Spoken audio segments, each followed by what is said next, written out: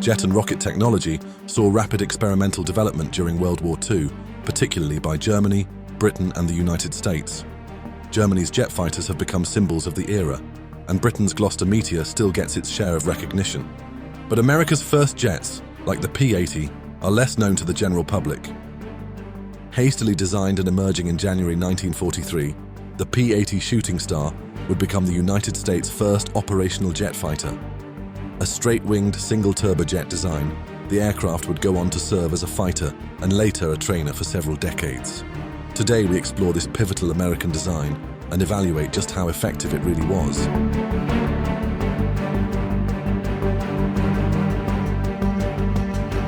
The genesis of the P-80 Shooting Star lies in the early 1940s, as the US Army Air Forces observed rapid developments in jet propulsion from both Germany and Britain.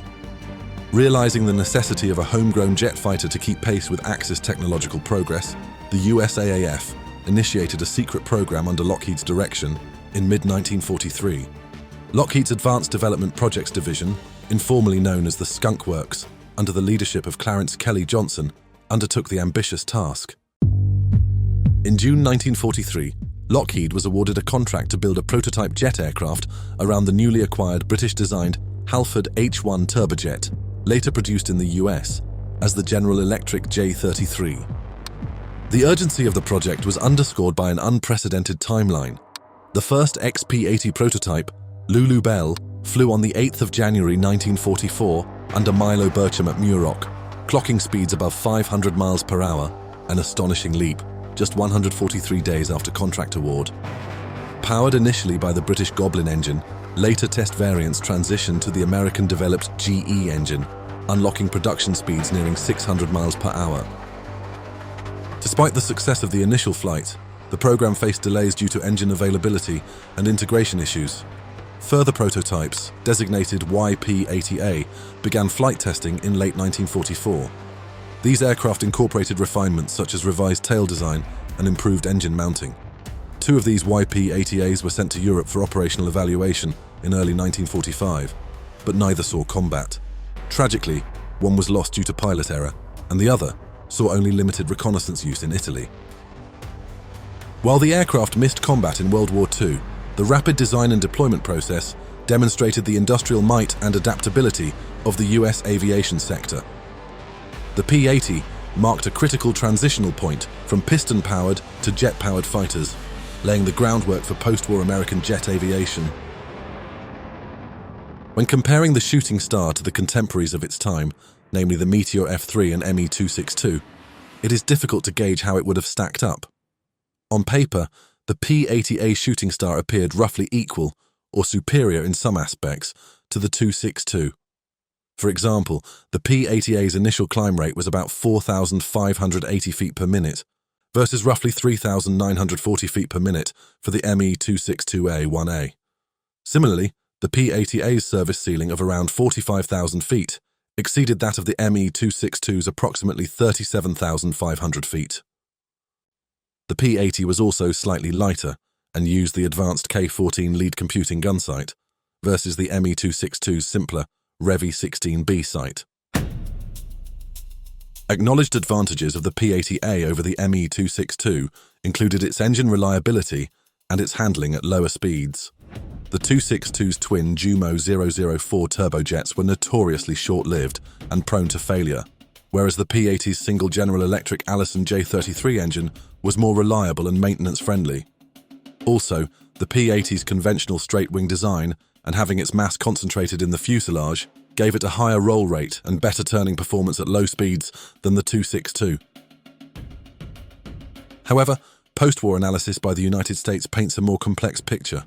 Those evaluating the 262 found it, in practice, to be superior in many ways. It was technologically more advanced, particularly in regard to its airframe. It was also faster in standard flight, with better acceleration, so long as the aircraft's RPMs were kept in the mid to upper ranges. In typical US fashion for the time, the P-80 also retained an assortment of 50 caliber machine guns for armament, putting it at a distinct disadvantage against most late warfighters, armed with cannons, although requiring less compensation when leading targets. In other words, post-war analysis essentially affirmed that the 262 Interceptor, while plagued with development issues, was the superior design from a technological perspective, while the P-80 was less groundbreaking but more realistically employable as a next-gen combat aircraft, should the war have continued, with better consistent performance in the dogfight. According to a detailed USAAF evaluation after Germany's surrender, despite a difference in gross weight of nearly 2,000 pounds, around 900 kilograms, the ME-262 was superior to the P-80 in acceleration and speed and approximately the same in climb performance. The ME-262 apparently has a higher critical Mach number, the 262As being M0.86, from a drag standpoint than any current Army Air Force fighter. In summary of this point, it is fair to assume that if the war had continued just slightly longer and the P-80 was employed, it likely would have matched the 262 in the skies, assuming equal pilot skill. The one major point of criticism, as is often brought up when discussing the assumed superiority of the American design, is its non-existent combat record in contrast to its contemporaries. Both the Meteor and 262 were operationally tested during the war, which highlighted inherent weaknesses in both, but also solidified both as capable, nonetheless.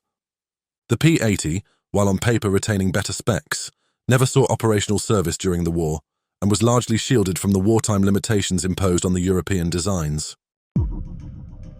Thus, the argument has been made that while the earlier German and British designs lacked attributes found in the P-80, they were nevertheless confidently pushed forward to fill crucial roles, which naturally highlighted weaknesses, while the P-80A never faced such a trial by fire during its formative years.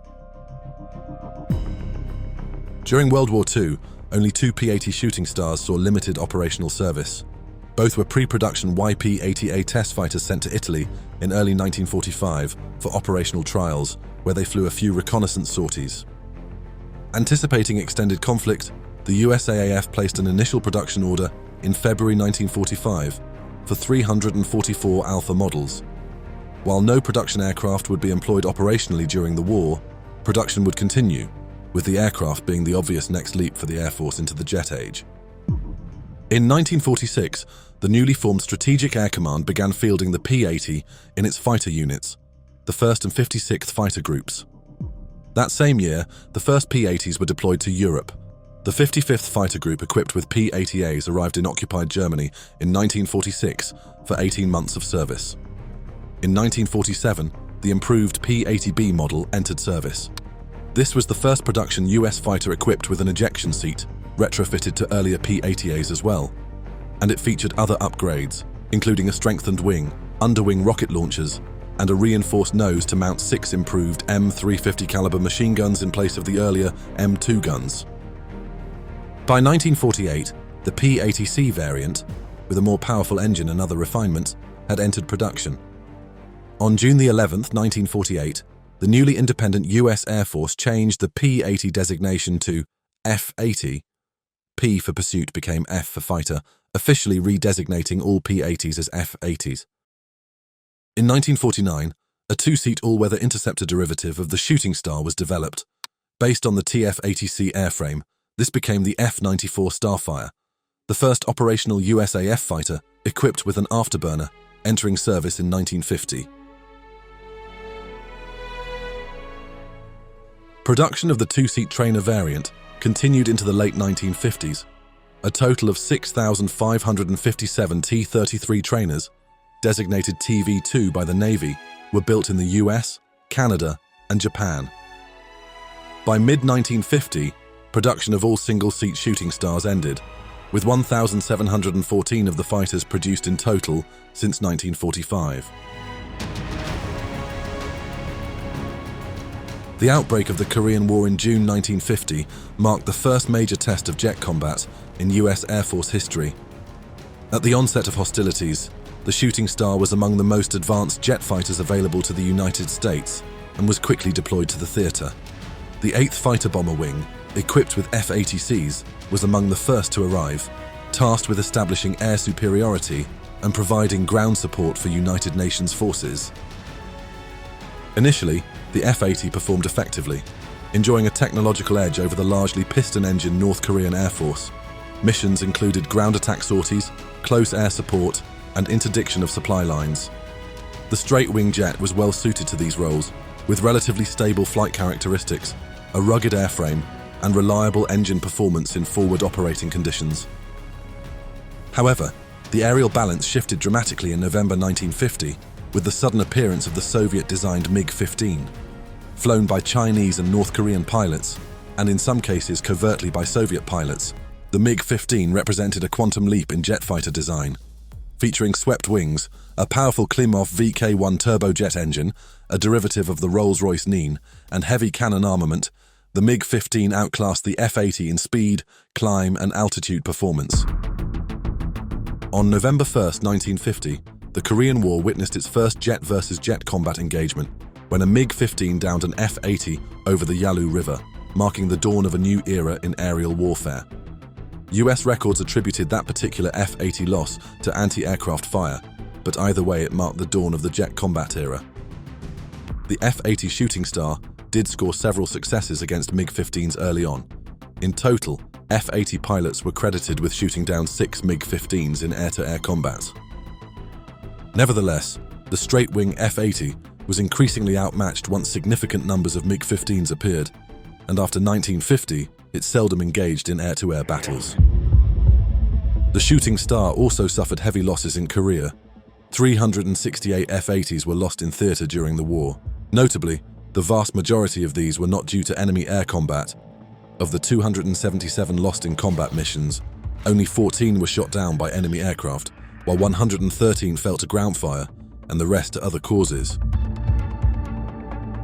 As a result, the F-80's role gradually shifted away from air superiority toward close air support and ground attack, where its limitations against the MiG were less critical. By early 1951, the US Air Force began phasing in the North American F-86 Sabre, a swept-wing jet that could take on the MiG-15 on equal footing. As F-86 units entered service, the F-80Cs were relieved of air superiority duties. The Shooting Star was relegated to ground attack and support roles for the remainder of the war. Despite its shortcomings in dogfights against swept-wing opponents, the Shooting Star demonstrated adaptability and ruggedness under combat conditions. Its performance in ground attack operations, combined with its historical significance as the United States' first operational jet fighter, solidified its legacy in the annals of aerial warfare. The P-80's legacy lived on through its two-seat trainer version, the T-33 Shooting Star, which remained in service into the 1990s. The T-33 served as a primary jet trainer for the USAF in the 1950s, until the T-37 Tweet and T-38 Talon began replacing it in the early 1960s. Even after it was retired from frontline training, T-33s continued to serve in more limited roles. Notably, the Air Force Academy used the T-33 to train cadet pilots, flying out of Peterson Field, until it was replaced by the Cessna T-37 in 1975. The US Navy and Marine Corps also operated the T-33, designated TV-2 or T-33B, for jet transition training into the 1960s. Even after their official training days ended, many T-33s served on as utility aircraft, target tugs, and proficiency trainers. The USAF Tactical Air Command, and later some Air National Guard units, utilized T-33s as companion trainers for combat jet squadrons. These T-birds soldiered on through the 1970s and 1980s, and a few remained operational into the early 1990s. In fact, the last USAF-owned derivative, an NT-33A test aircraft, wasn't retired until 1997. This marked the end of an era. The Shooting Star airframe had achieved over 5 decades of service, a remarkable 47-year run for the T-33 trainer itself, and about 53 years since the first P-80 prototype flew. In retrospect, the P-80A Shooting Star was a more formidable late-war aircraft than its lack of World War II combat record might suggest. While it never gained the operational reputation of the British Meteor or the German Me-262, on paper, the P-80A had very competitive performance. In a hypothetical dogfight scenario with equal pilot skill, the P-80 could likely have held its own. Its reliable engine and agility might even have given it an edge at medium altitudes against the faster but less maneuverable 262. In short, the Shooting Star was a highly effective first-generation jet fighter within the context of its time.